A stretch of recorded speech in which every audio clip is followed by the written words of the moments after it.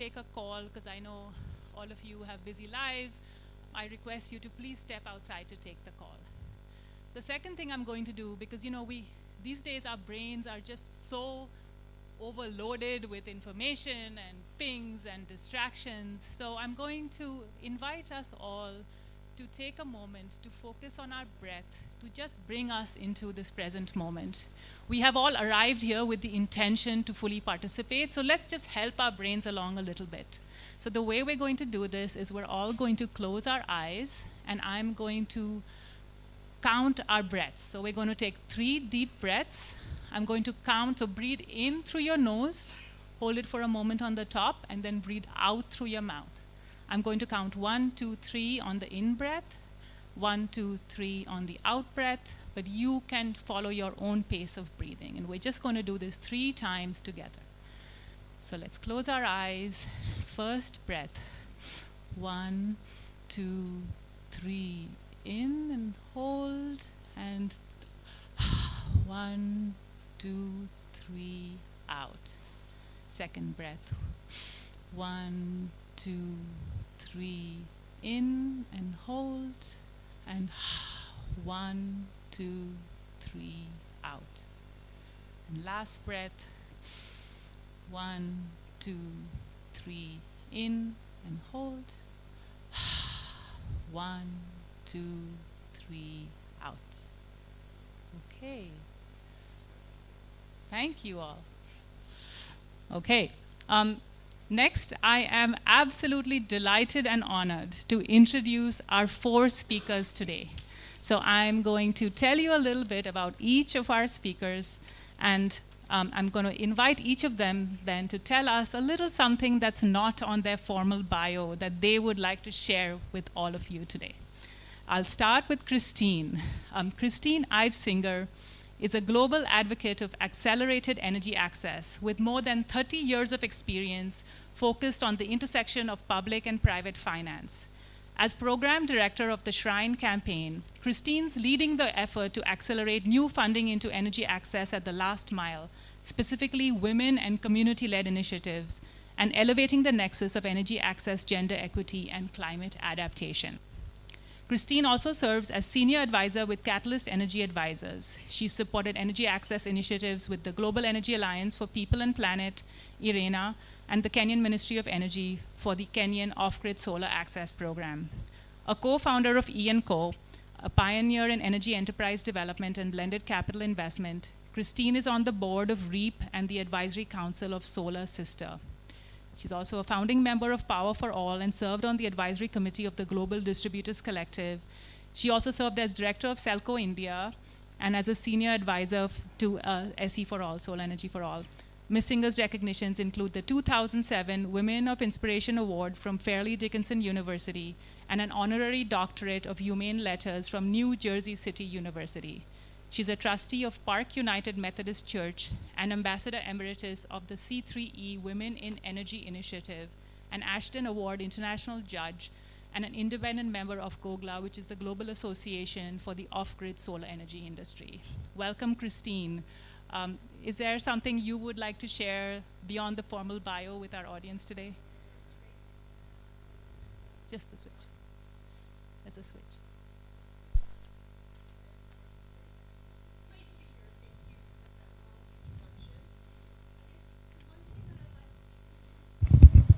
The one thing that I would like to add is I am also the mother of a special needs son.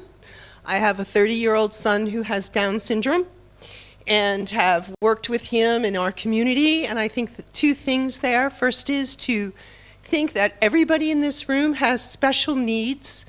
I just happen to know what my sons are, but all of us do, and to be perceptive to that. And also, what does that mean as we work within our communities and in our organizations? What does it mean when you do actually encounter people who you want to be inclusive with? So that's just an additional fact of my life. Thank you, Christine.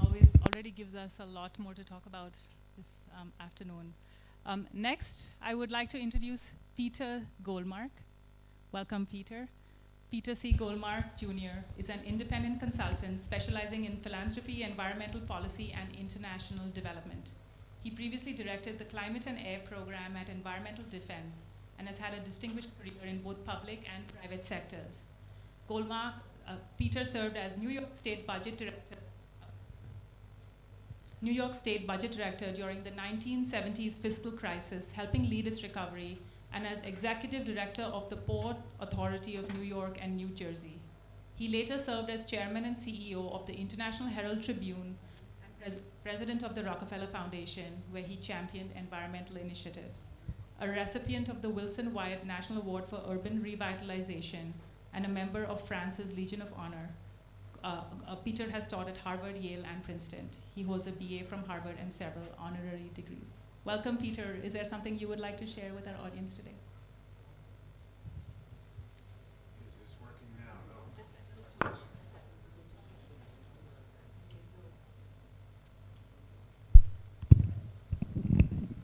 Okay. Can you hear me? Yes? I'm going to share something I don't normally share with an audience when I talk with them because of that invitation. What do I do when I'm tense, when I'm not sure where I'm going, when I'm under pressure? I've handled many crises in my life. I write poetry. That's when I commune with my inner self. Why did I love the sunset last night so much? What do I see in this field of tall grass that I didn't see before? I've only published one book. I wrote some haikus about New York City, and I gave it to, I showed a couple of friends who live in New York City with me. And they said, "Oh, Goldmark, these are terrific. You've got to publish this." I said, "No." But things went downhill from there, and somehow it got published. That's not why I write poetry. I write poetry. It's the way I find my own truth. It's the way I take measure of where I am situated on a problem, on a journey, and something I'm working on. And it brings peace and perspective, and it's fun. Thank you for sharing that lovely fact, Peter. Next, I'm very happy to introduce Richenda Van Leeuwen. Richenda currently is president of Hummingbird Green Solutions, an advisory company she founded last year after 4 years leading the Aspen Network of Development Entrepreneurs as a vice president of at the Aspen Institute.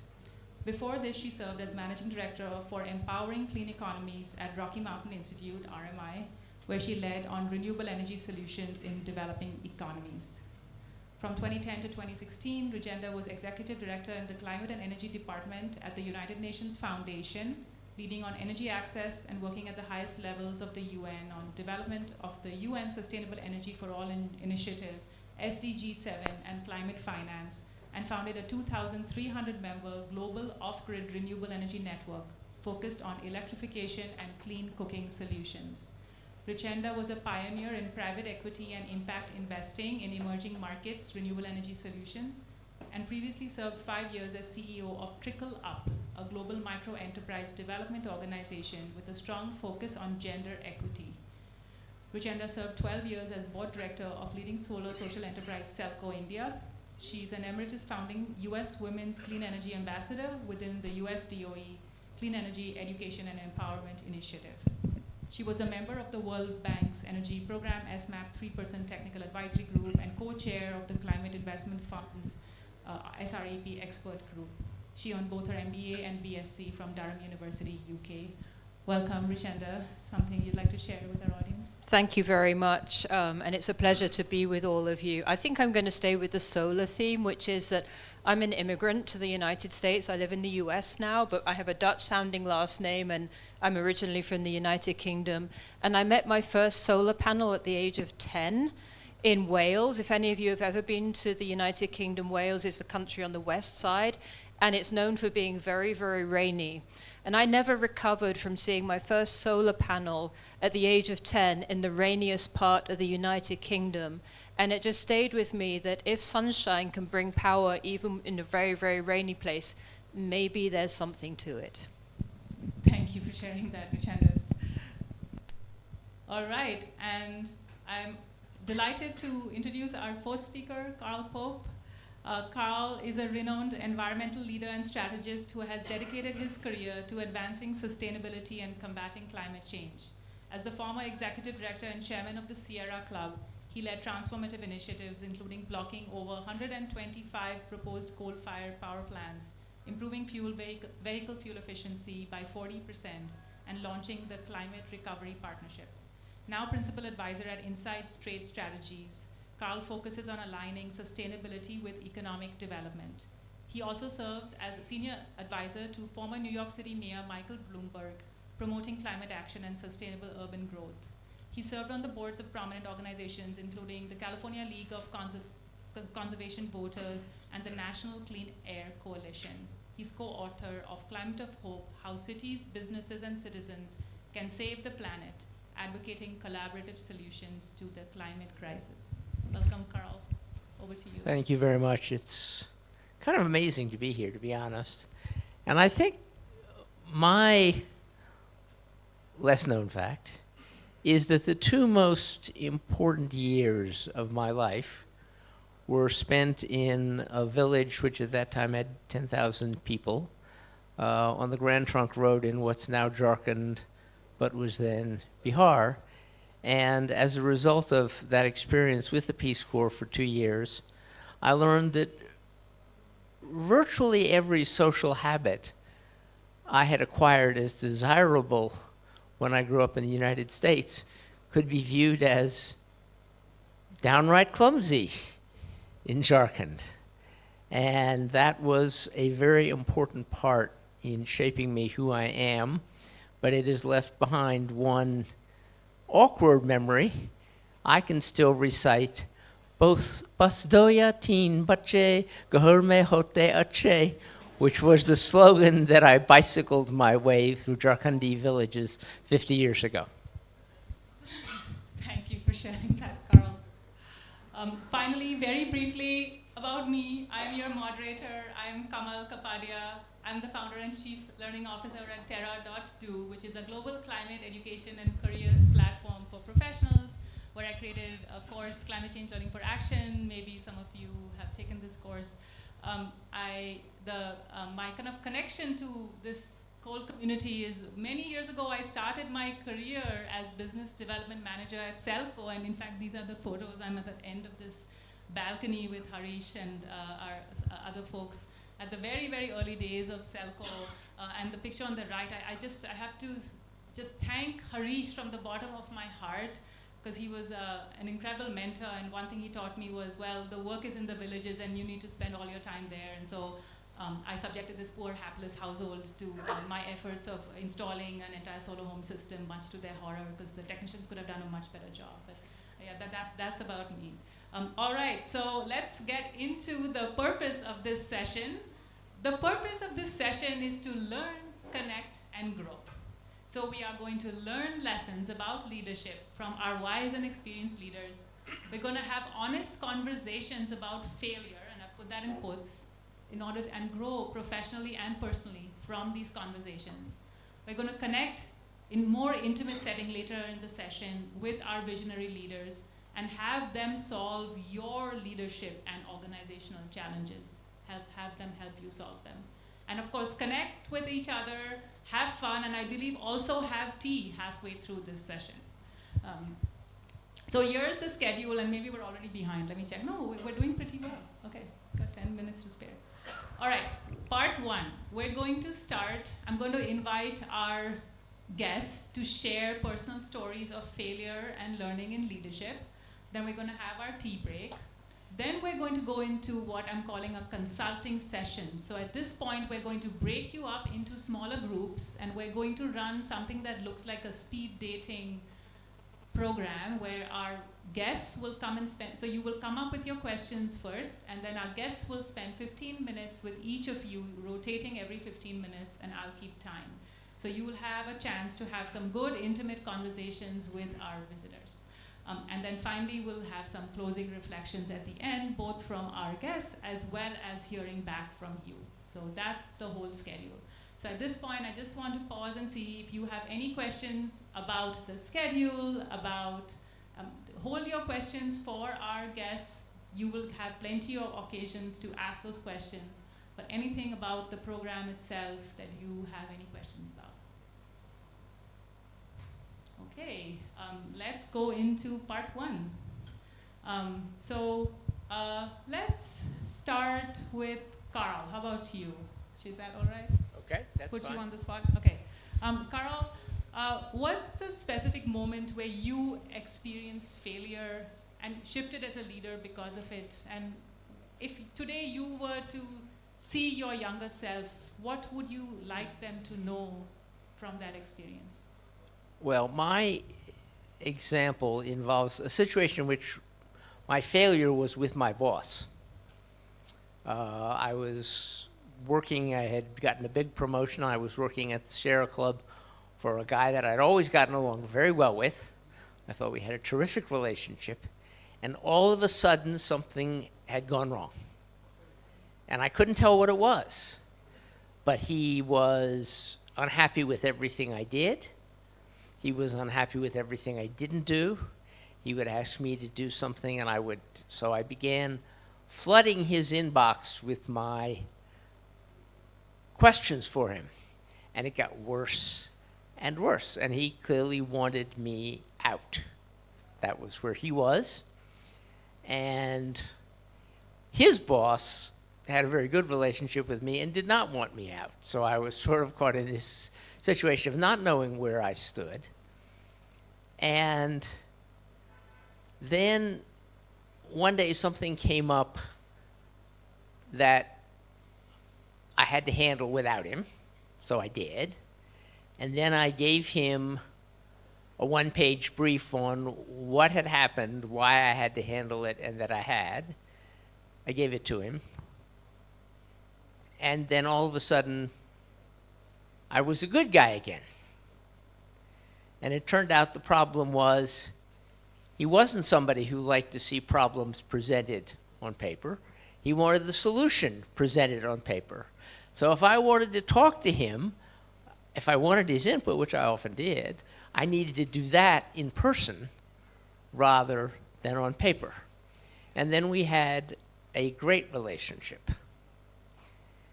And my operating, over the years I had similar experiences, and frequently I caught them sooner, but I formulated sort of a working rule for myself, which is if something goes wrong and I don't understand it, I probably need to fix my communications rather than assuming that somebody else has to fix their behavior. And it has three advantages I've discovered. One, it's statistically likely to be true. Communications from higher ranks to lower ranks are frequently easily obeyed. Information being fed up, not so much. Second, even if the real problem is something else, you're improving your communication skills by testing them, so you're getting some bennies from that. And third, when you check with your staff your communication skills, they are much more likely to check with you theirs. So you will overall lift organizational performance, and then at the end of the day, you'll probably find out what the problem was, and it might be different, but you've got some wins out of the process. Thank you, Carl. Can I ask just a follow-up question? So if you were to speak to that young self right now, is that those three lessons, is that what you would tell them? Yes, with a big emphasis on the fact, assume the problem is your communications. Yes. You can never lose by assuming that your communications were the problem. You will always get a benefit back from it, even if your communication skills were not the problem. You may then have to do something about the other source of the problem. But yes, the message that I took away from years of then honing that message was assume you weren't clear. Just assume you weren't clear. Yes. Thank you for sharing. How about Richenda? How about we go to you next? And same question. When did you experience failure? What shifted for you? if you could go back in time, what would you tell yourself? Sure. So first of all, in a longer career, I've experienced failure many times. I want to say that specifically because we do all celebrate successes, and I think most of us would say we failed many times. But the one that I want to remember is just after I arrived in the United States. Coming from England, culturally, I was very uncomfortable talking about money, which meant that I was also very, very uncomfortable talking about fundraising. And I'd been working in Bosnia at the end of the war there in Bosnia, and I had an idea that I was putting together. So I was becoming an entrepreneur, and I wanted to make a documentary about the ability of the different sides that had been part of the war in Bosnia coming back together again, and some things that had been happening at the village level which were showing reconciliation. It was a great idea. I got a lot of support. I got the support from a US ambassador. I got lots and lots of support. And I was living in Seattle at that time, and I was able to get a 30-minute meeting with George Russell. And if you know the US, the Russell 200 Index, he was the head of the biggest financial firm on the West Coast, and he had agreed to spend 30 minutes with me. And I knew I needed to raise money for this project.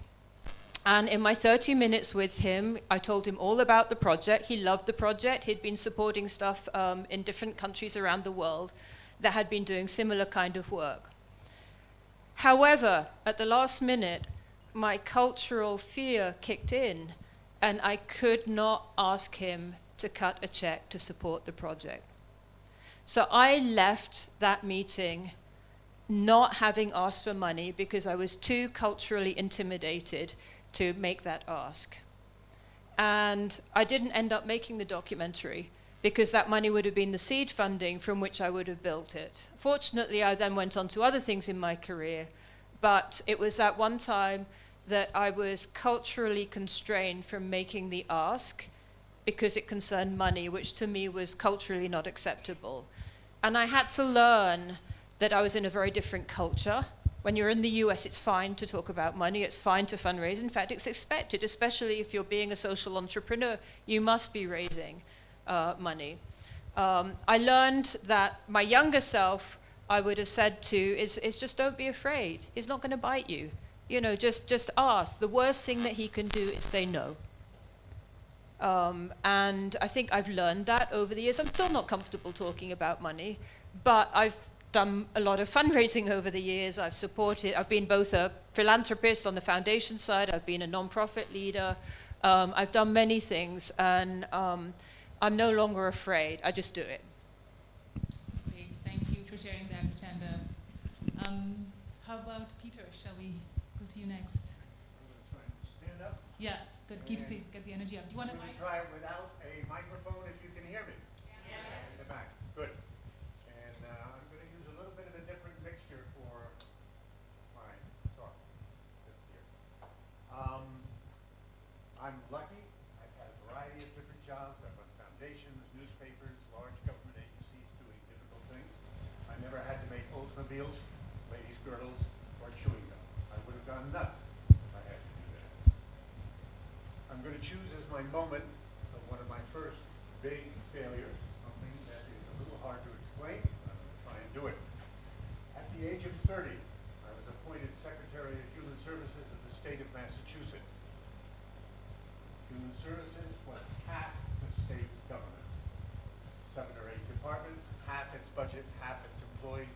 It included health, mental health, vocation, welfare, the lame, the halt, the blind, everything, including prisons and corrections. I was 30 years old at the time. I looked about 13. The total Massachusetts legislature was on my case the minute I arrived, and I was the only member of the Massachusetts governor's cabinet who was not from Massachusetts. I was from New York. We undertook some big things. Two of the big things we understood were, first of all, a reform of those who in those days, a phrase not used now, but a phrase used in those days, who were mentally retarded. They were in institutions for the mentally retarded. At the same time,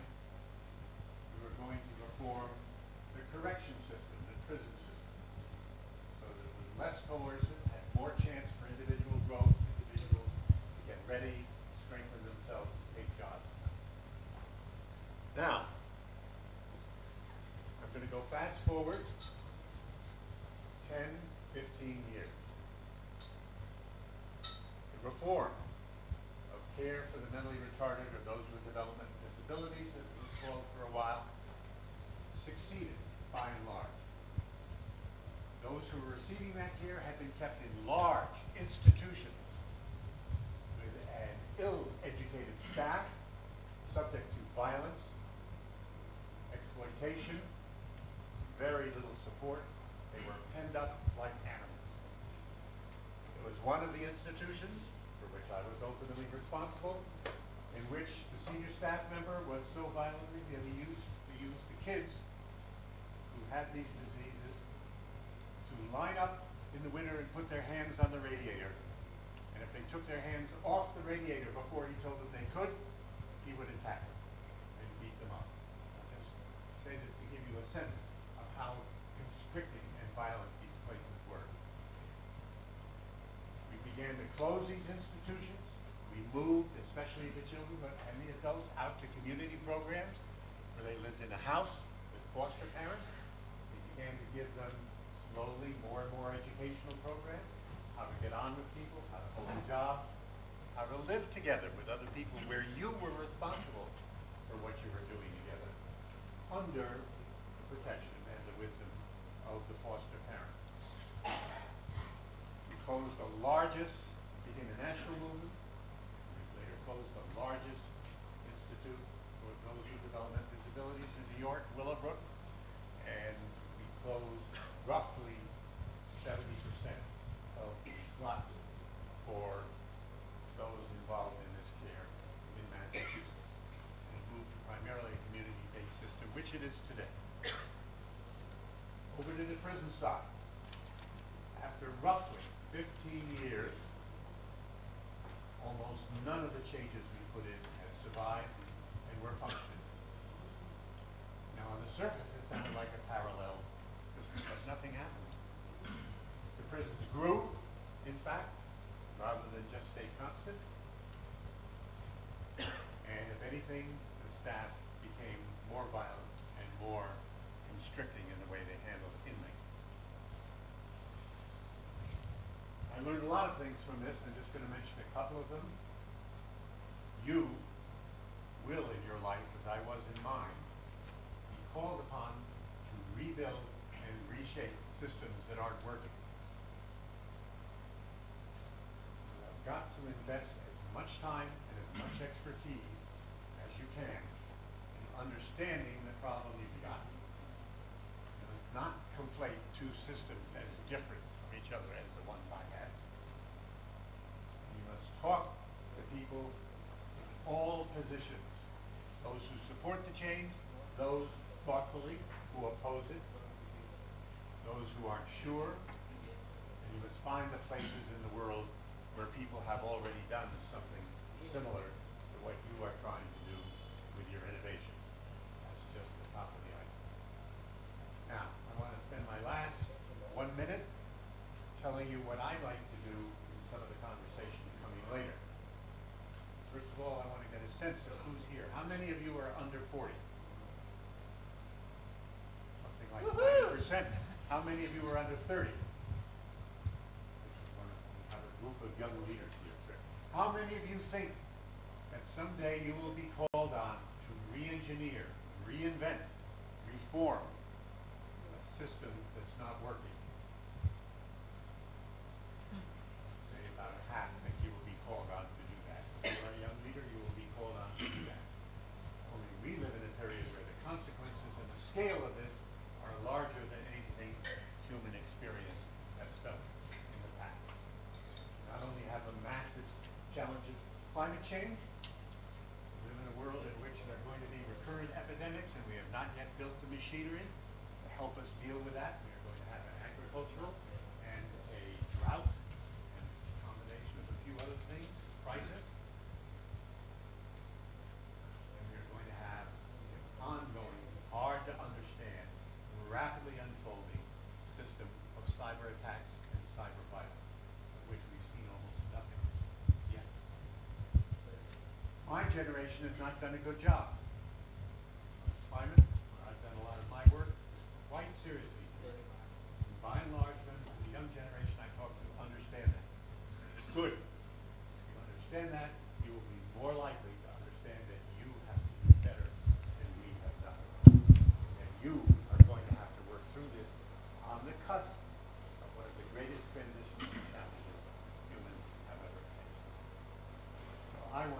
some of the time when we're going around having these consultations, giving you some ideas on how to build your career so that you grow, so that you know how to build a first-rate team. Because if you're going to be called on to do a difficult transition job and build new systems, you have to know how to recruit a first-class team. And the art of recruitment is not taught in any public policy or business school in this country that I know of, and I don't think there's any in Europe.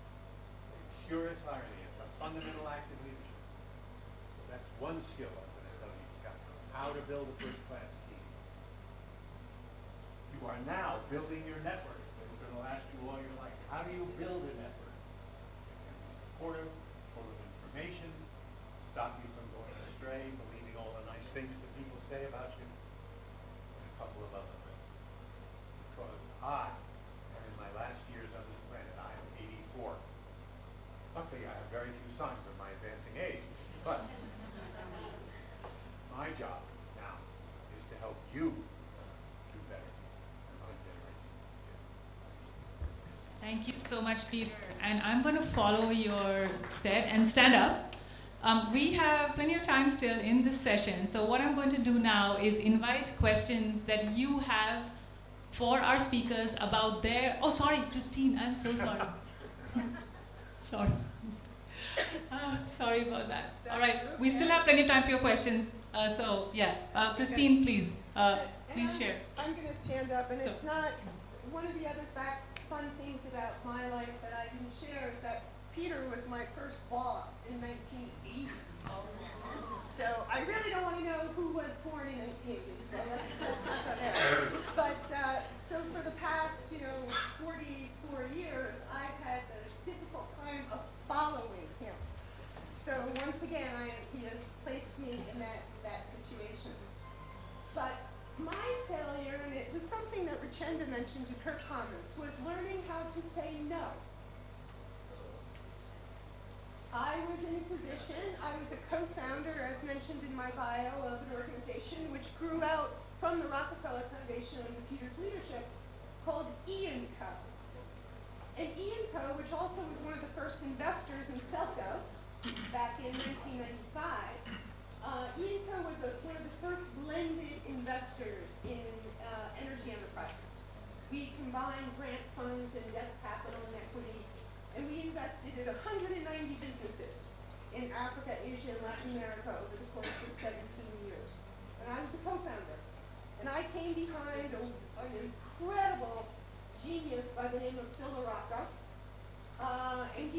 We were an incredible team. He was the innovator. He would take the white piece of paper. He would create the idea.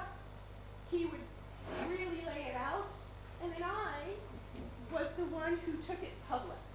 I was the one who really had the ability to interpret what was being innovated, what was being invented, and move it forward. Well, Phil wanted to retire.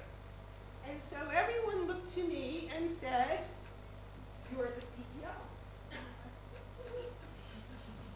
Remember, I'm the one who takes the piece of paper, and I'm the one I'm public facing. I can sell it, I can package it, I can build coalitions." No. You, and this wasn't just Phil, this was my network. You deserve this. You've been here. You built this. I didn't say no. And I became the reluctant CEO. It is a title. That's how I labeled myself.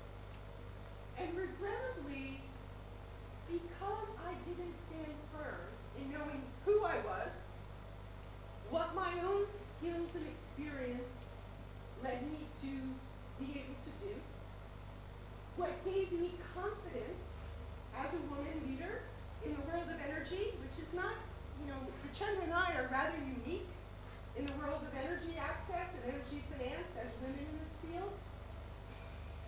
But to all of you, particularly to the women, learn how to say no with confidence. Feel good about your ability to assess who you are, what you like to do. Please, all of you, be clear on what you don't like to do, because that becomes a root of failure. And I will tell you, I went on for 4 years me as the CEO of ECO. We struggled. We had a really difficult time. It was a difficult business model, and ECO failed, which could be another part of the story. But in the failure of ECO, much was born.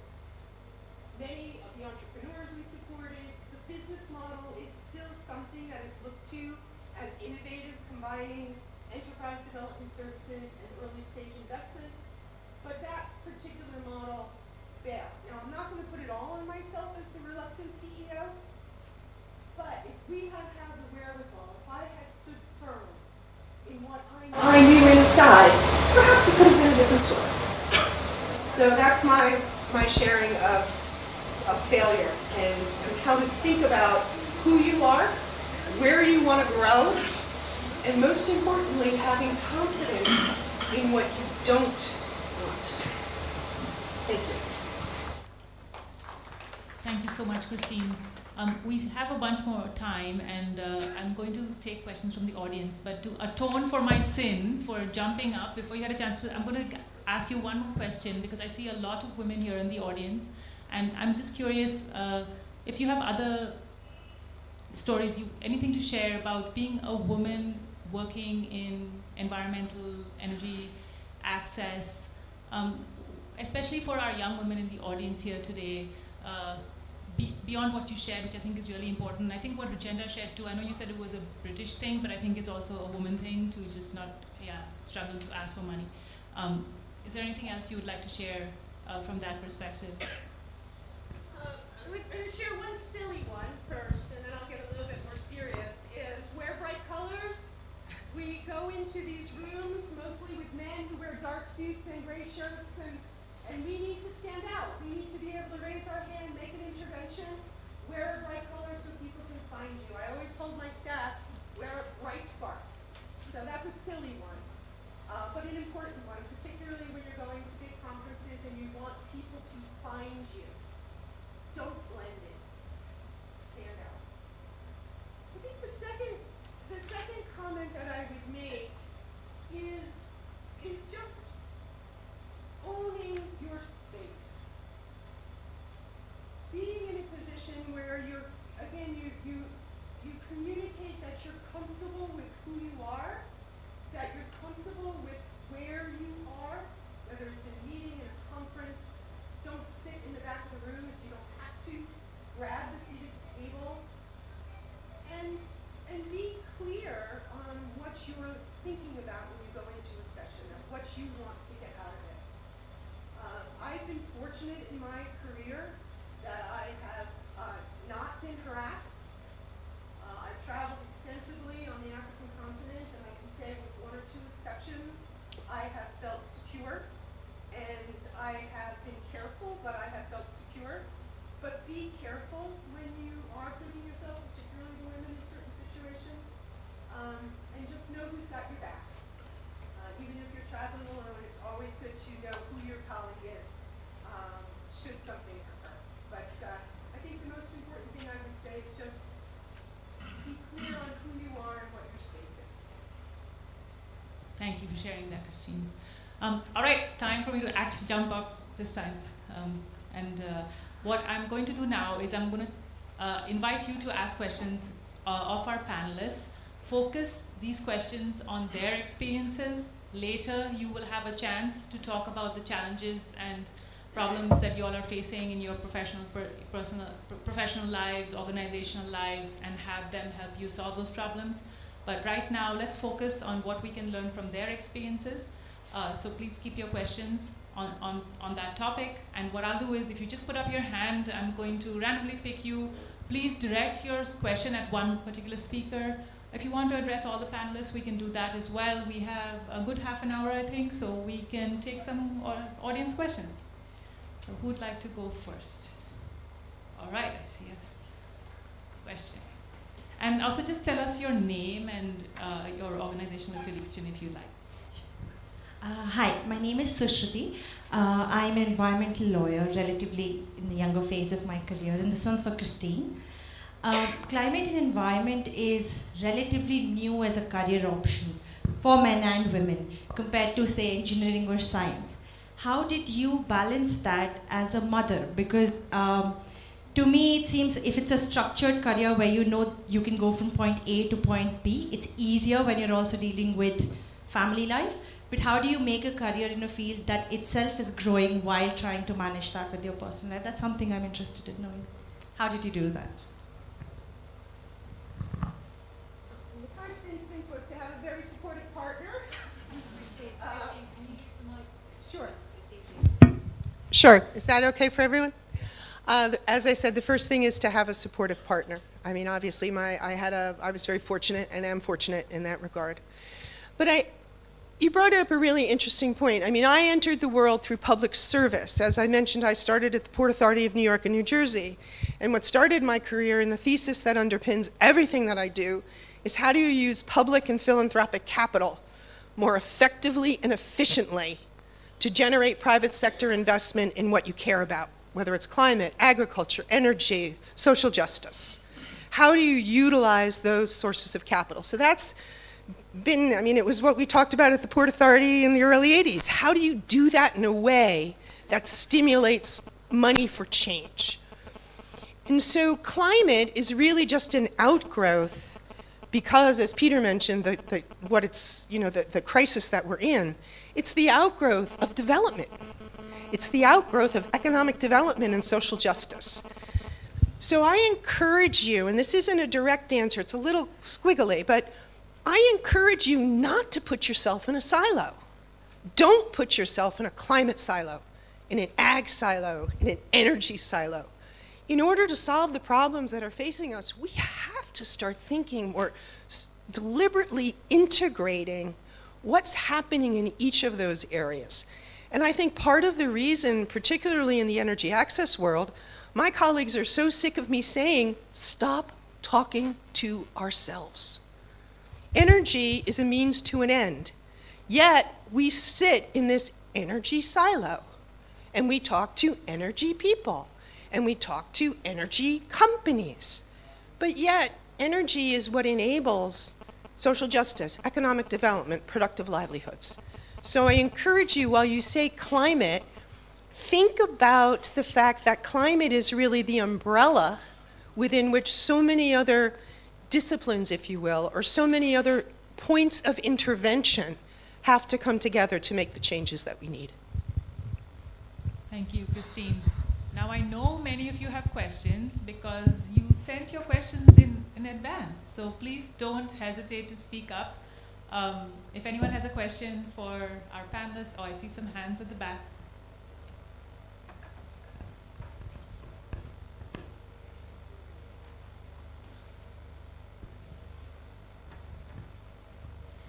Hi. Hi, I'm Divya Hegde, and I run an organization called Beru, which means Roots in Kannada. We're a coastal waste management organization, and we do women-led waste management. My question to the panel is, given your experiences over so many years, of course, a lot of funds involved, a lot of times you all have had to give bad news to probably every stakeholder involved, including communities. Given that there are so many stakeholders and rapid innovation, how do you balance this tension between the demand for more and more innovation from every stakeholder and also communicating it to the communities that you serve, given that everything we do ultimately boils down to the community? Thanks for that question, and I think maybe all our panelists might have a perspective. So, Richenda, do I see a hand? Yes. I'll join by standing up so everybody at the back can see me. So it was interesting that you said innovation, because we've all worked on innovation, but I've been on the foundation side, I've been on the non-profit side. I think we also suffer often from innovation-itis as well. We're always looking, somehow we're hardwired to always look for the bright, shiny new thing. I think there's also a place for the tried and true, that just needs to be rinse and repeat, rinse and repeat. So that's on the one hand. That's not on the entrepreneurs like yourself. That's really on the funders, on the sector, to actually look what's working and what therefore needs to be continued, rather than always thinking, oh, my board wants to see the bright, shiny new thing, we want to see the new innovations coming out from Silicon Valley. We tend as a society to always be looking for that. So avoid the innovation-itis. And that's to philanthropists, but as entrepreneurs, that's what you're expected to do. So I think there's that on the one hand, really to funders. Second is, we've talked a little bit about communication. I have never gotten into problems in my career where I've been clear in my communication. And I think when you can't do something, it's better to have a quick no. And then think about a workaround. Rather than sort of dragging something along and thinking, well, maybe. You know, if we can't do it, no. Okay, then what are we going to be able to do to work around that? And I think that's one of the skills also in an organization, but it's often challenging when you have very rigid partners or very rigid expectations. So if you have any choice about the types of funding partners that you work with, look for those that embrace risk. Look for those that support creativity, and also don't expect you to have every single solution laid out, because you are working in a space that is rapidly innovating. And there are some funders here I know over the next several days who really embrace that creativity and that risk appetite. So look to see if you can work with them so that they can support you, not only to work with the tried and true, but where you do need to rapidly ideate, that they're not constraining you by not being supportive, by being too rigid in their approach. Thank you, Chanda. There was one, then I'll come to you. And then we're going to wrap for tea. So I see two more hands, and then we'll wrap for tea. Thank you. Hi, everybody. My name is Supriya. I run a climate education company called the Future Founders Co. We work towards introducing young people to climate change and sustainability as emerging sectors so they can aspire for careers, entrepreneurship, innovation in all of these domains. I'm going to take the liberty that SELCO's always facilitated rooms where we've been able to ask direct questions to all the leaders present here. Because of all your work across so many years and across just so many continents, have you met leaders, especially from, is there a nice way to say non-white countries? Yeah. Okay, let's say from Global South, right? Where leaders in conversations have struggled to storytell their impact, right? Especially brown women as leaders in this context, as we talk to people from across the world.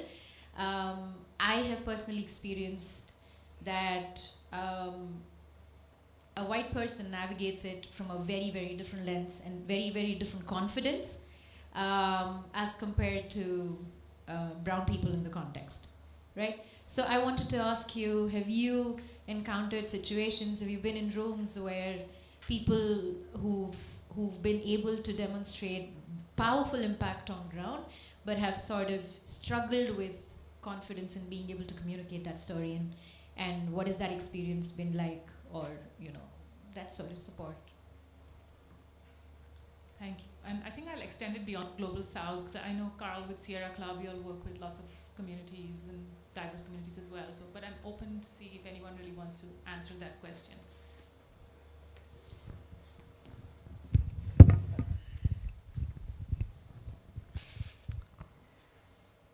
I've encountered it constantly, but I would say I don't think I've encountered it constantly in the global north. So I'm not sure how much. Now, what I have noticed is if you are from one culture and you are speaking to an audience of another culture, that can be extremely difficult. And it's extremely difficult because there are, in fact, all kinds of subtle, invisible cues that bond your culture and that bond the other culture, and you don't know which of them apply. I said when I was in my village, an enormous amount of what I did turned out to have been inappropriate. Now, people were very generous and forgiving, but there is a real problem. The other phenomenon I have observed, which is an easier one to fix, is that people can be empowered and given more agency if they are given more skills and told that the purpose of these skills is so you can actually be forceful and present in these kinds of situations. The skills don't have to be terribly complex. In fact, it's not clear to me altogether whether the skills actually do it or whether the fact that somebody took the time to give you the skills is actually the thing which makes it work, but it does work. Thank you, Carl. Let's take one last question.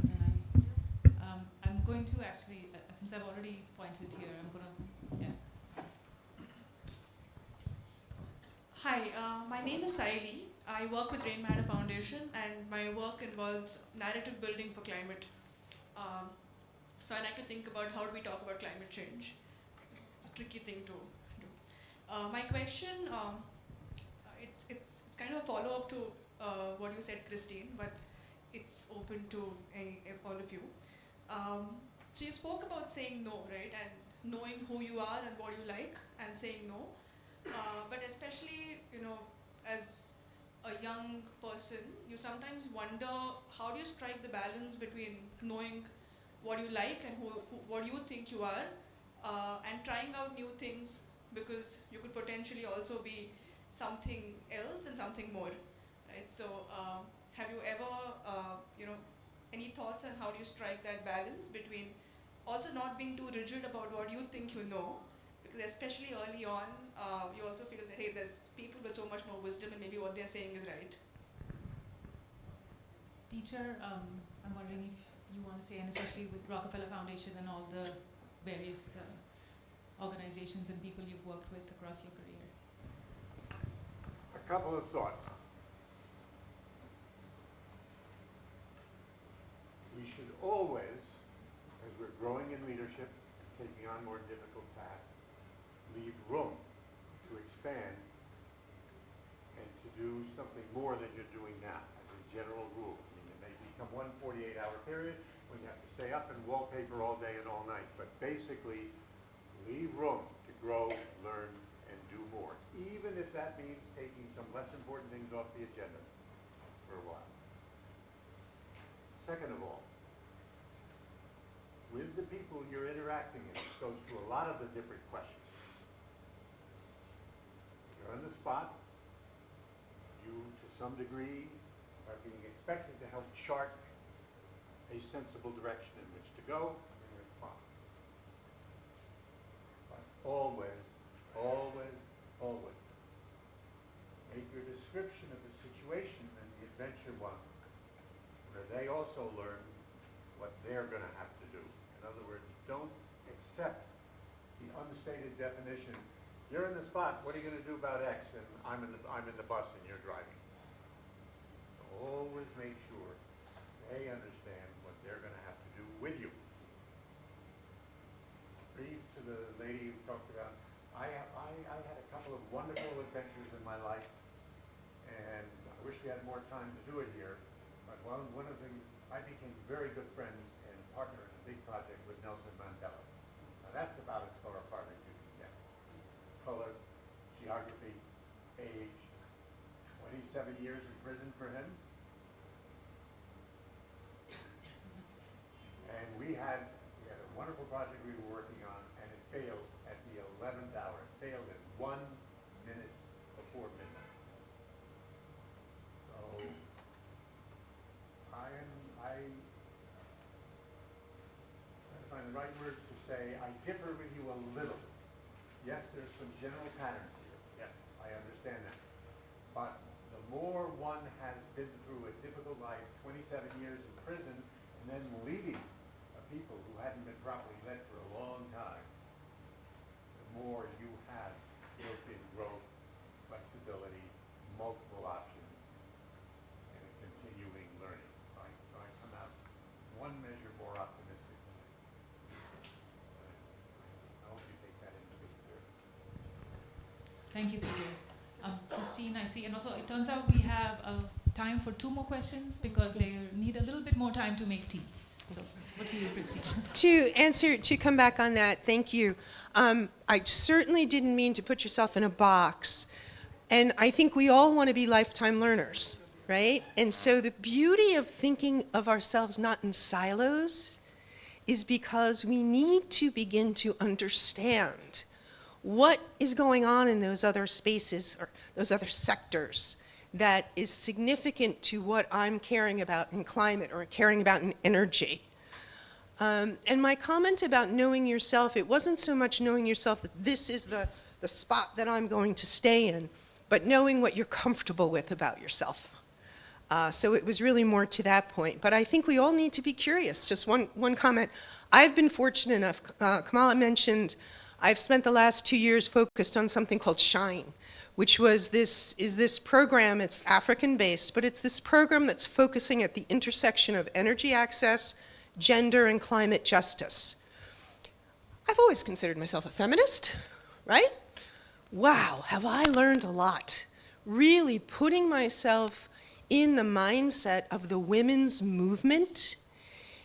We all think about in the energy access space that one of the biggest things we can do is support women entrepreneurs.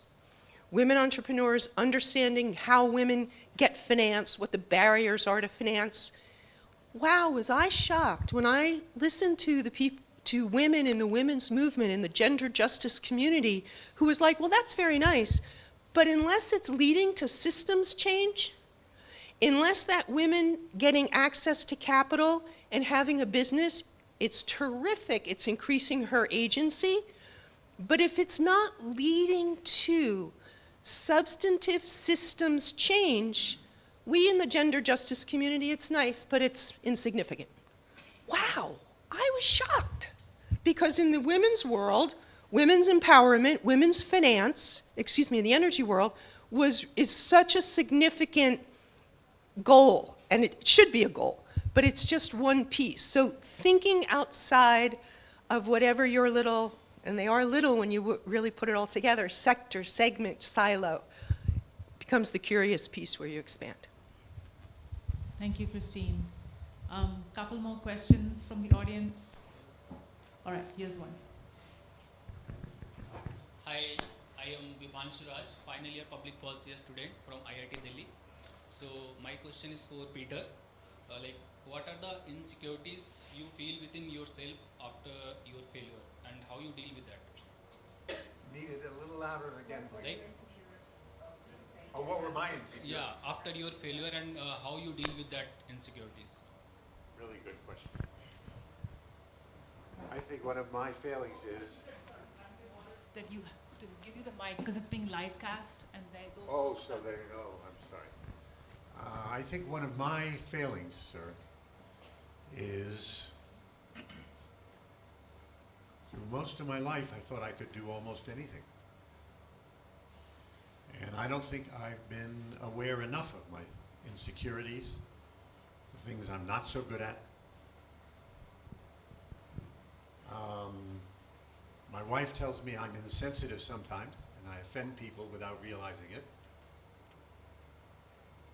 I thought some of that was hilarious.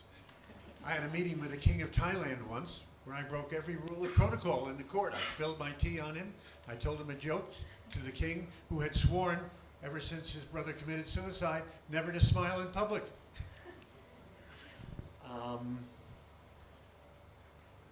The way I dealt with that was to always have in my mind one or two things I'm trying to improve, and not always have it be the same all my life. So, for example, there was one period I hadn't been giving a lot of speeches. I was still very young. I wanted to be able to become an effective public speaker, so I worked on that.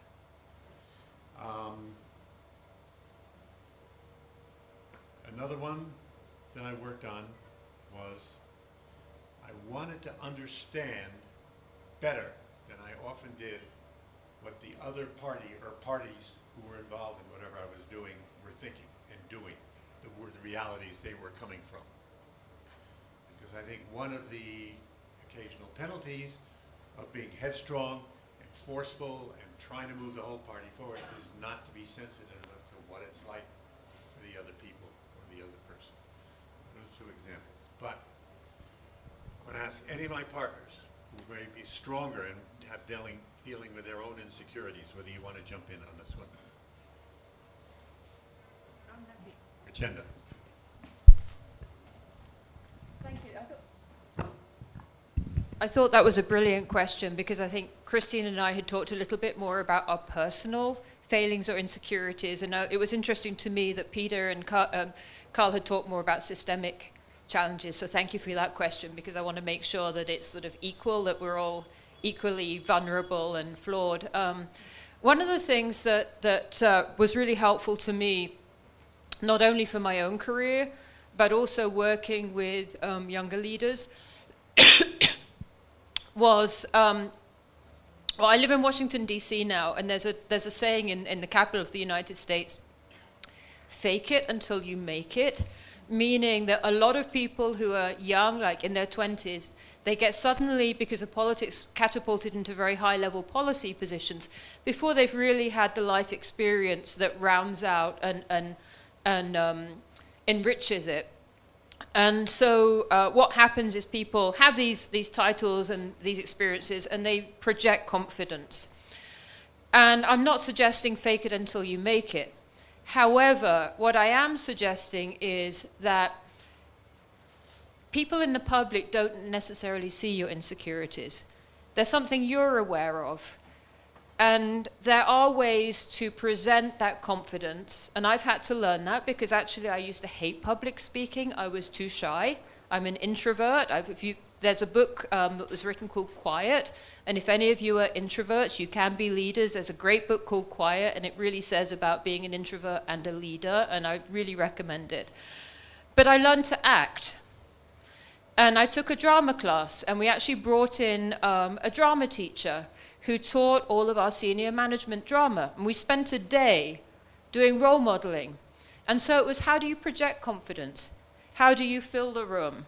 How do you speak to people? How do you come across as knowing something, even if inside you're thinking, oh my God, are they all looking at me? Do my colors match? You know, is my hair sticking up?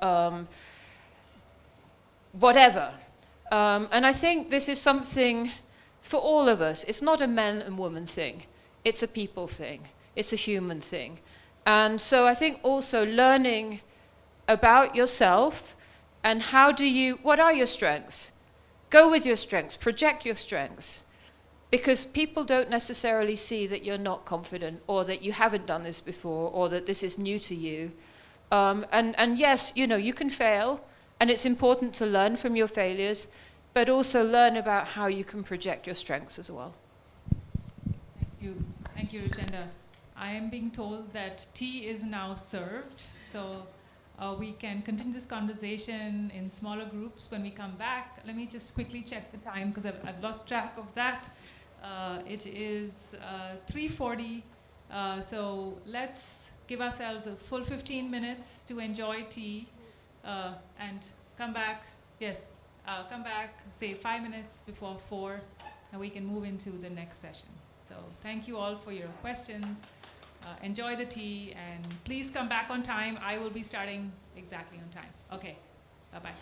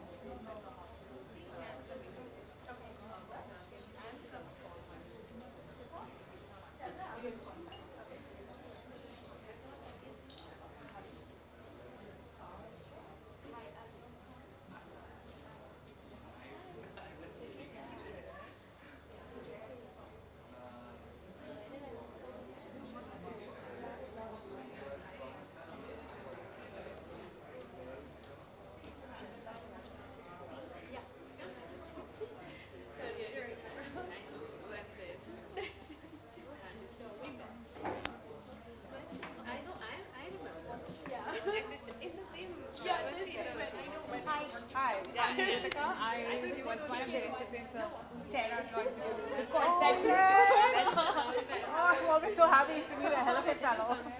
Yeah, when I saw your name, I was like, oh, that's Oh, yay. guys, do you remember your, I think it was part of the induction or something, orientation, from Hawaii.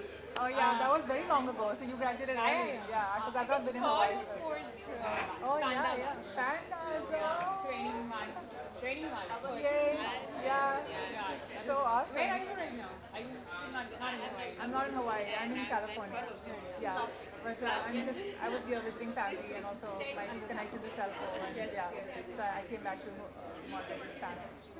What are you doing now, Ritika? I'm actually with the new Oh, fantastic. Oh, yes. So glad to hear that. Oh, yay. Yeah, I joined them a year and a half back. So yeah, I'm actually It's fantastic. figuring out a few new things that we are doing there. We're trying to build we're trying to intersect data and climate and civic actions, building out narratives, building a collective. So it's called Samaj Data Collective. Fantastic. It's Is it very like early is it like a stage. media project or It's not a media project per se, yes, but a good part of it is communication when it comes to narratives. But the idea is to not just keep it out, just for put it out in social media or media, etc. Can that be a catalyst to have organizations work together? Can there different solutions come up from it? So, very simple example.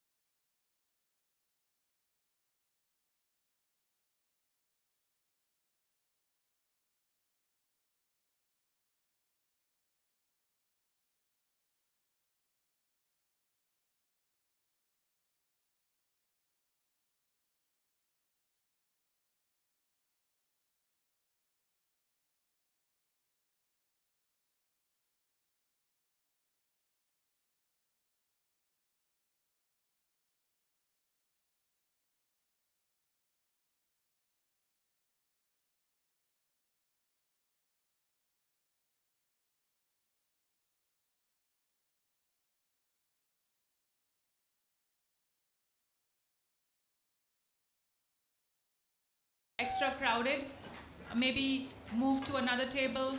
More or less, doesn't have to be too perfect. So we're going to get into our consulting session now, and this is how it's going to work. So we've already made the groups. It's going to be the speed dating format.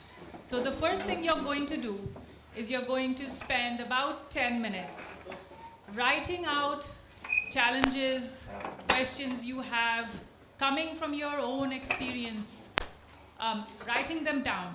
Try to maybe have one place where you're putting all the questions down, so one person noting them all down, and we'll spend the last few minutes just trying to put the questions in order of priority. What's going to happen is each of our guests, and now we're just down to 3, so I'm unfortunately going to just step in for each speaker differently or the same questions. I'm going to start a timer. I'm going to give you a reminder when there's 3 minutes left. Just try to spend the last few minutes just prioritizing the questions. This is a good chance to develop your collaborative decision-making skills. A few guidelines: practice inclusivity. So what does this mean? If you are somebody who is confident, speaks up a lot, if you've had one chance to speak, maybe lean back. If you are somebody who hesitates, lean in, speak up. So know yourself, practice. Let's develop this muscle in this session a little bit. Collaborative decision making, and focus on challenges you've directly faced as social and environmental leaders. So, starting your timer now. Kamal, are these sequential or parallel? They are parallel, so you'll go to all 4. Each of us will just rotate every 15 minutes. Oh, each one of us is going to go to all 4 tables. Yes, because we have a lot of time. Yes.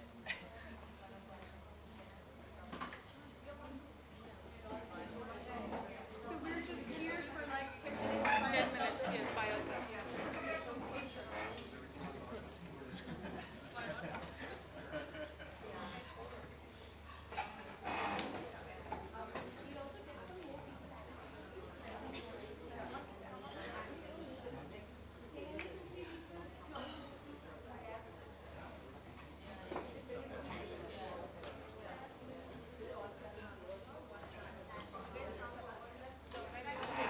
There's no bad questions. So write as many questions as you have, okay? They don't have to be perfect questions. You all came here with something in mind that you want to take away. This is your chance to directly engage with all of us. Unfortunately, Carl Pope is not well. He had to leave. So, like I said, I'm going to step in. So every group is going to get time with 4 people, with all of us. So yeah, please, just write down as many questions as you have, because we've got 15 minutes with each speaker. So make the most of it.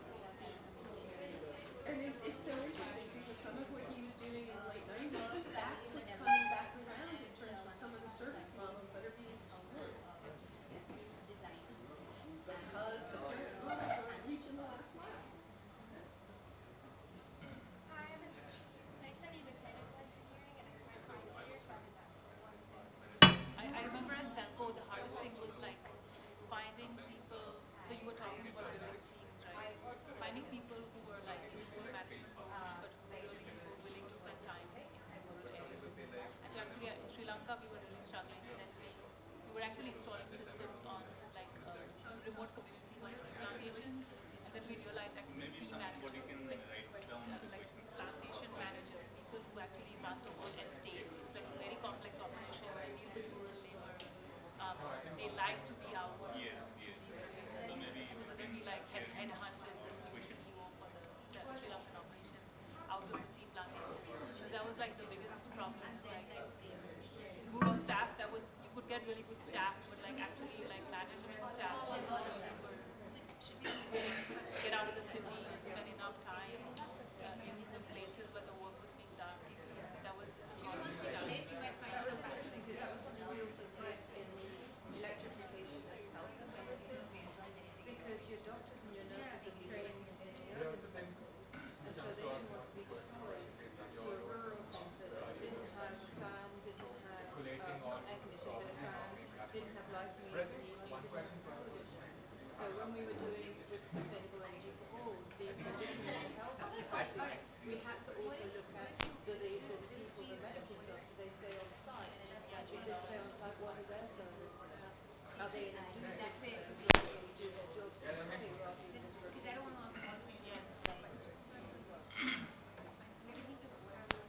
Teams are everything.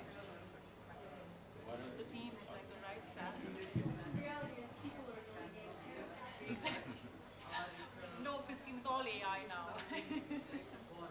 Your avatar. Yeah.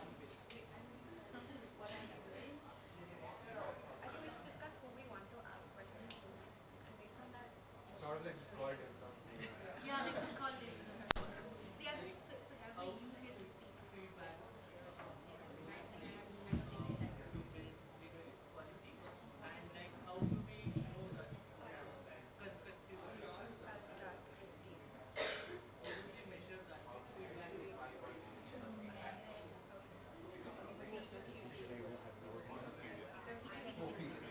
I'm letting them figure it out.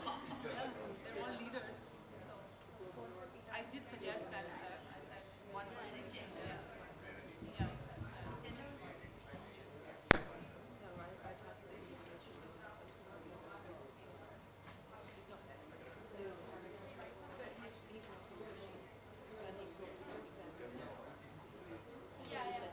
He said he's about it. He said Europe. Every time, it's are they going to pass on? Yeah. And I'm, Would you like me to bring you tea or already had this conversation, but you're there. And it's just there, it's very, I think, yeah, Harish. I think so. because Okay, I think he said early dinner right after this. Yeah, pretty much, yeah. I thought it was interesting you said you think we've been harassed. We could spend a whole session on that, so.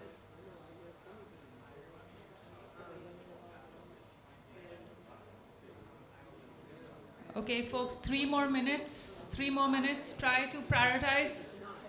Try to centralize. Have one person maybe, so that you can maybe have a list, a priority list. I hope you all are talking to each other, practicing the good collaboration. All right, 3 more minutes.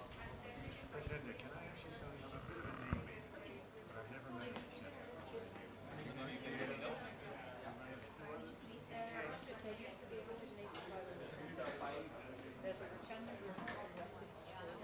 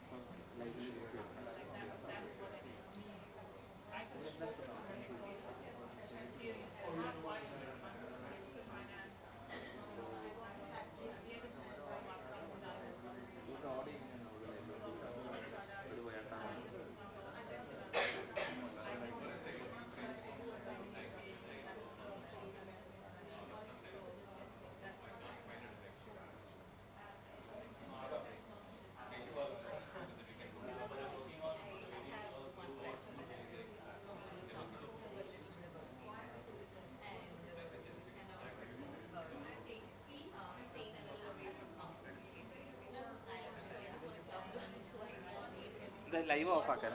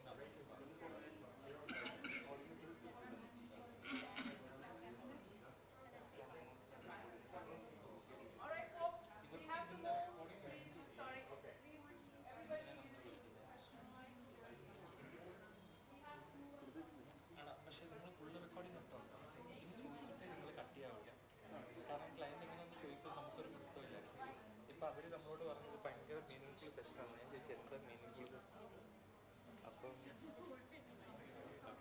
മൊത്തം നമ്മളെ സംബന്ധിച്ചിടത്തോളം നമ്മളൊന്നും കേൾക്കുന്നില്ല, പക്ഷെ അവരെ സംബന്ധിച്ചിടത്തോളം അവരും ഇതിനകത്ത് കാണുന്നതെന്ന് നമുക്കറിയില്ല.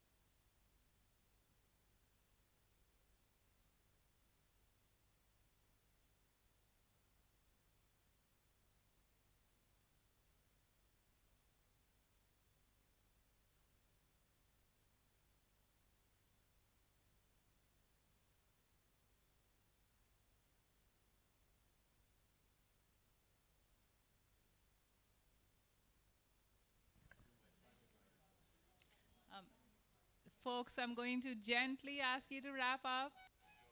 Last 30 seconds, then I'm coming around and cutting you off.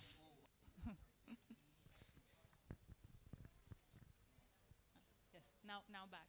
We're coming back in 30 seconds. I'd like to invite our speakers to please wrap up and come back to the front.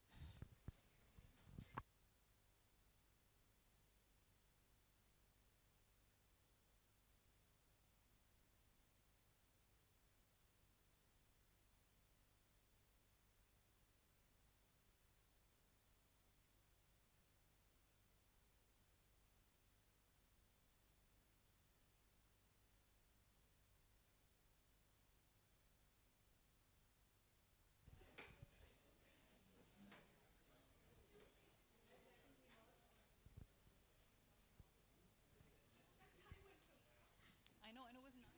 It was so much fun.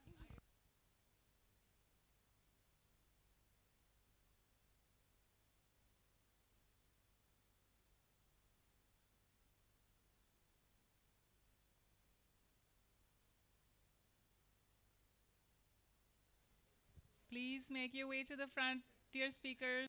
Thank you.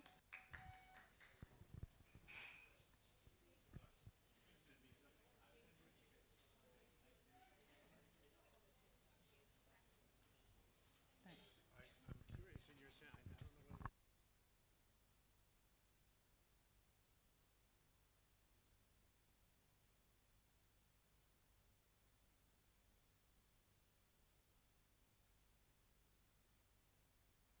And we would love to have you back in the front.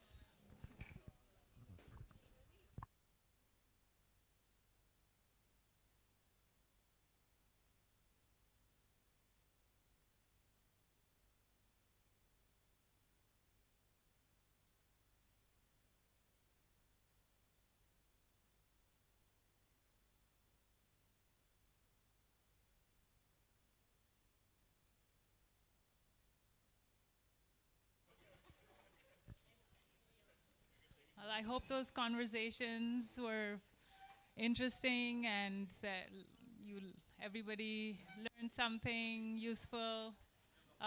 We're now going to move into some closing reflections. So I'm going to invite our speakers to each reflect on the conversations that they had and just share back sort of impressions or even any other final concluding thoughts, these are all future and current leaders and also the ones who will grow into future leaders. Any final lessons, anything you would like them to take away? Christine, if you would like to go first.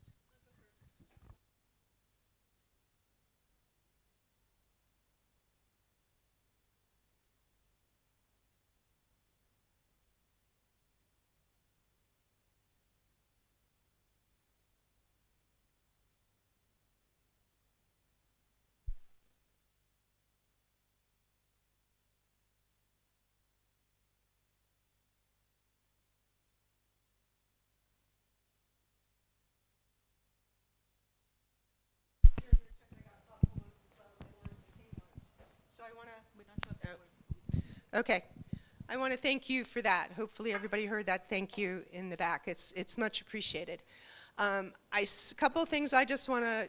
I loved the questions. Some of them are a little over my head, but I really enjoyed and appreciated the reflection that you brought to that and the thought that based on our experience, we could share some insights on those more macro, heavy questions. A couple things in closing, and I've said this, I'm just repeating it. Learn how to be a listener. It will be a skill that will take you through all aspects of your life. Be a patient listener.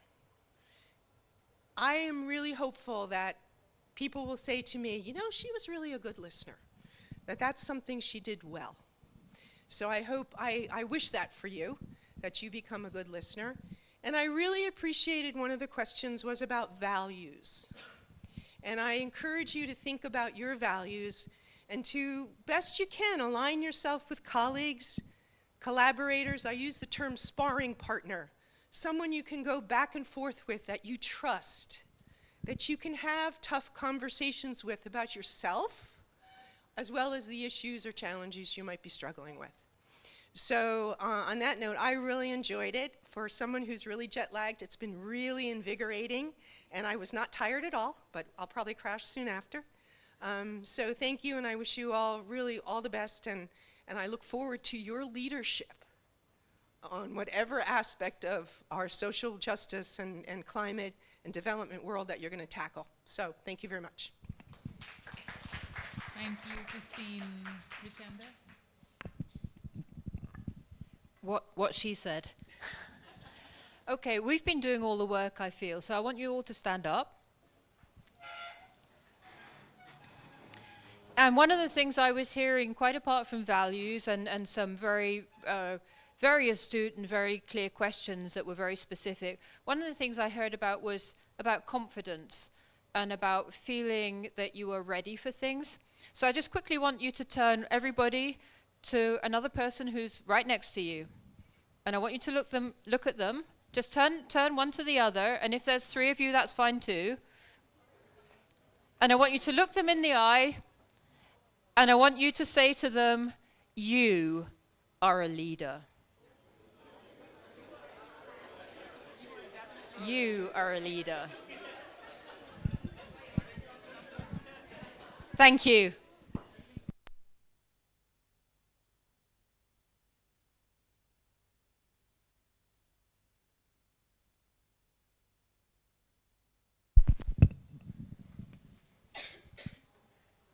Only a couple of thoughts. One, there are some big problems down the road, but actually that's not so bad since the alternative is little problems. Let's face it, that's where we are. Accept it, respect it, and get ready for the most you can give. My generation is leaving you some big problems because we didn't address them very well. We will help you any way we can. Be daring. Now, second of all, a question that came up at 3 out of the 4 tables, I think. Please remember this. You are all fairly young. You can take more risks in your lives now than you can later. Don't be afraid to do it. You can fall down, trip, skin your knee, get up, and keep going. And you can do that more easily than you can in 10 years when you have 3 children and you have to earn 5 times as much as you're earning now. So take your chances now. If you're in the wrong place, don't be afraid to really roll the dice and get out. It will come with time, being more careful and more, don't worry about that. Take your chances now. All of us, including those who are dead, all of us who are here, are looking to you. All of us, promise, who can still fight and still work, will help you as much as you can. Good luck. No pressure. Since I also came around the tables, I'm just going to reflect on one thing. I got quite a few questions about sort of balancing personal life and work life, and especially in this work that we're doing. And I have this sort of evolving philosophy now, which I struggle to practice on a daily basis, but it is my intention to kind of get better at it. And I think if we are here to care for the planet, what we're really trying to do is care for each other. Like, it starts with care for each other, but at the core of that is also self-care. So burnt out people are not effective people. So finding ways to engage in self-care, I think, is really important. And I can't say I thought of this or had figured this out earlier in my life, and just kind of getting older and also having a child makes a big difference. But think about this and find ways in which you are caring for yourself, because it is critical to this work. And we want you to sustain. We don't want you to burn out. We need you. We need you to sustain and to continue to grow and to have more and more influence in your life as you get older. So self-care, remember, find a way to care for yourself. That means taking out time, however you can, wherever you can, meditating, doing yoga, just watching TV, whatever it is. And from that, we care for each other, care for the planet. So that's my little message. I think now we have time to just take some reflections from participants, just some things that you might have learned. Let me see how we're situated. Yeah, we've got about maybe 10 minutes to do that, and then we can wrap. So I want to see if anyone wants to share something that, well, has something big shifted for anybody here? Like, have you had any aha moments? Something that you think, oh yeah, I'm going to try this differently, or I'm going to, yeah, right. I definitely want to introduce sparring sessions with my team, because we're all designers, and it would really, really help if we have some honest sparring sessions. So I take that from this. Great, thank you. Anybody else? Anything that, let's see. One suggestion that was given by the panel: be clear about what you don't want to do. That was the one suggestion that I would carry on throughout my life. Thank you. Anybody else? Oh yeah. I think, Peter saying that they don't teach the art of recruitment in any school, I think that really stuck, because I've struggled with recruiting and I've always thought I'm bad at it. And when he said it, I realized, yeah, because no one taught me about it, right? So, I'll figure it out, but it was kind of unfair to expect I'm going to be good at something that was this never taught. So I think it was a kind of a validating moment. So thank you.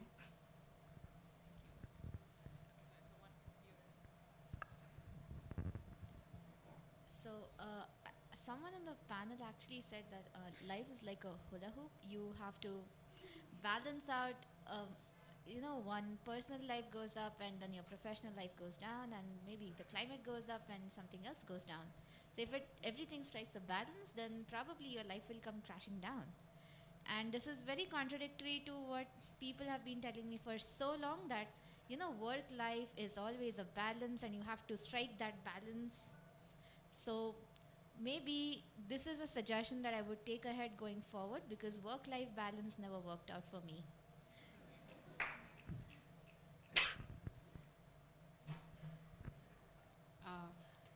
So Christine said this earlier: wear bright colors, especially to women. You're not meant to blend in, but to stand out. I'm really taking that back. Thanks. Yeah. Also, I understood that when you work with young people who are your age or younger, you realize there's a lot of zeal and passion, and you feel a little guilty about trying to on some days prioritize your personal life.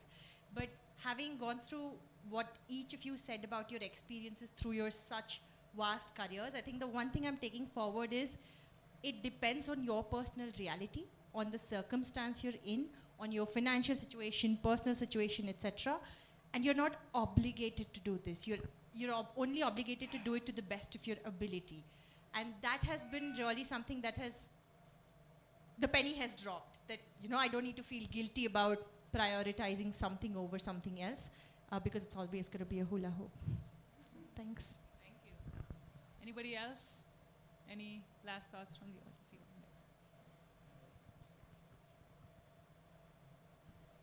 Yeah, so the community where I came from is very much backward, and the word which I heard it from the panelists on, do not be afraid, but do it, that really motivated me.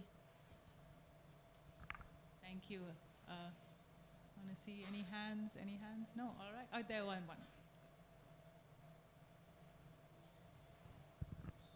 I would like to say something from the observation I got to learn from this summit or conference, is that take risks, acknowledge your weakness, and use your strength wisely. That's it. Thank you for that. That's a great summary. I think we can stop right there. This is basically the end of our session. I'd just like to take a few moments first to deeply thank our amazing panelists, Christine, Richenda, and Peter, and Carl, who is not here, but he was here earlier. thank you so much from all of us. We are really grateful. We're especially grateful given that you all just got off planes and long journeys late in the night. Thank you for sharing your wisdom and insights and spending time talking to everybody. I'd like to also thank our audience. Thank you so much for being here, for making the time for your deep and really sort of honest questions, for sharing your struggles. I know that is hard, for being vulnerable, and for sharing your experiences, your own wisdom, your insights. I got a lot out of this session. And yeah, thank you all very much. Thank you to the organizers, and thank you to the hard work of all the team members on tech, and the folks who helped me keep time while I ran around. And yeah, thank you to the hotel, and I hope you all continue in your paths. And I also give you one thought exercise to ponder as you leave, which is, what failure are you willing to risk this year? So think about that as you leave. And yeah, with that we will wrap. Thank you.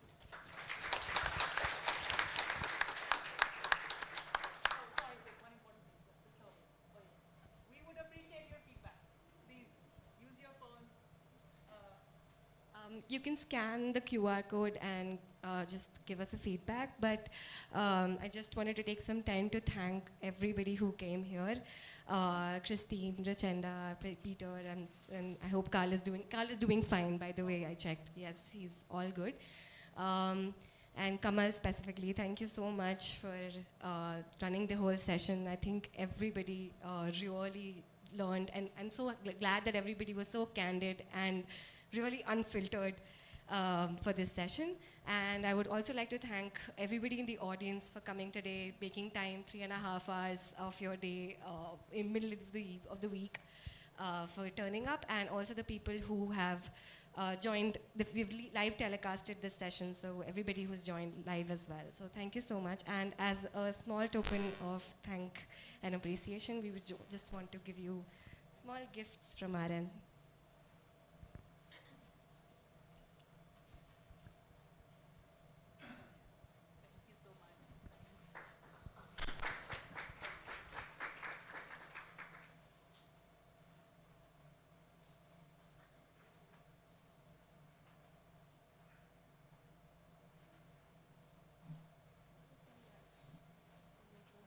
Thank you. Give us your feedback.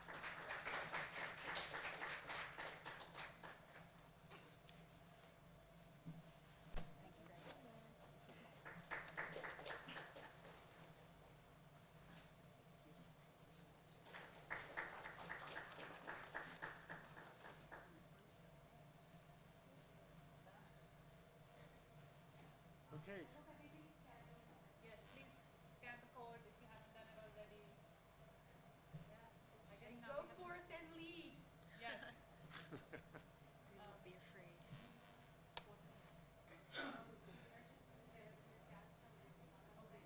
Just need to visit the ladies' room. Yeah, me too. Me too. So are we all going together or separate, or I have no idea the plan?